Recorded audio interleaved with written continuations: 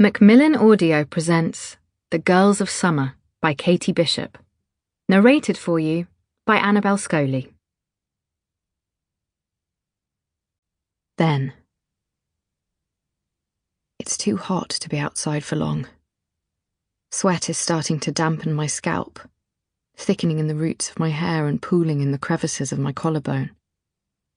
My t-shirt sticks to my spine, and my arms are tinged pink, an ungainly line of skin beginning to blister along the top of my thigh in the almost unseasonable blaze of sun.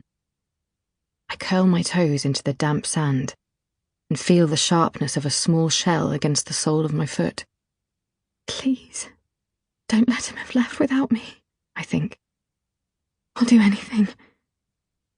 I need him to come for me. From my spot on the sand, I can just make out the dock. Rising out of the sea is the rickety wooden platform where I disembarked months ago, seasick and tired. A small boat is tethered there, bright blue and bobbing in the slow swell of the tide. It will leave in 10 minutes, and I am supposed to be on it. When I arrived here this morning, the dock was quiet. Now there is a bustle of activity, a queue of impatient tourists ready to embark. The waves edge close to my legs and dampen the ground beneath my heels. I shiver as salt water laps the tip of my toe. Just a few more minutes. Just a few more minutes and he'll be here. Rachel! Someone is waving one arm in my direction, their figure silhouetted against the brightness of the sky. I lift one hand to shield my eyes and see that it's Helena. She's walking quickly, half jogging, and as she collapses down next to me, her chest heaves, her breath tangled up in her throat. Her hair is damp, and salt crystals are beginning to form and glitter at her neck. A white and grainy sheen that edges in one long streak from her jaw down to her collarbone. They came for him, she says, her voice ragged and airless. This morning. I'm already shaking my head, clambering to my feet. No, I say. They didn't find him. He'd already left. He got away.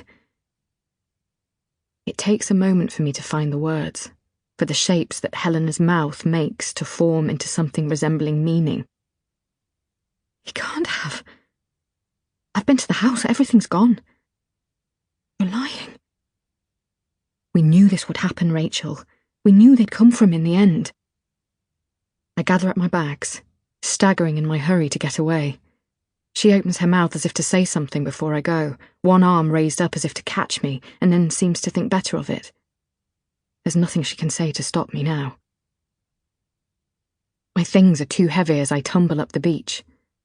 My shoes catch in the sand and I bend down to tug them off. I throw them on the ground so that I can dash to the road, away from Helena and towards him. I flag down a car, a local man who pulls up looking concerned at me, barefoot and weighed down by too many things. I splutter out an address and then hold out a wad of notes, my entire boat fare. Please, I say. I'll pay you. He shakes his head, obviously misreading my distress as something more sinister. It takes me a moment to remember that it is. No money, he says. I'll take you home. As his car veers up the hillside and away from the dock, I try to compose myself. I take deep, desperate breaths, sucking in air through my nose and exhaling in long, hard gasps. My face is wet, and when my tears reach my lips, they taste as salty as the sea. As the driver wrenches the steering wheel in a way that only someone who has grown up around these vertiginous roads can, he glances anxiously in the rearview mirror. Everything okay? He asks. I nod. It will be, I say. It has to be. How many times have I climbed the hill to this white-painted house, spent the night, left early in the morning with my head spinning? I remember the first time, when he sent a car to pick me up, when I wore the nicest dress I had with me. It was flowing and white, and I felt like a Greek goddess. But then, of course, that was before the whispers started to curdle the summer air like an impending rainstorm, before police descended on the island, their uniforms oppressive and dark beneath the midday Sample complete. Ready to continue?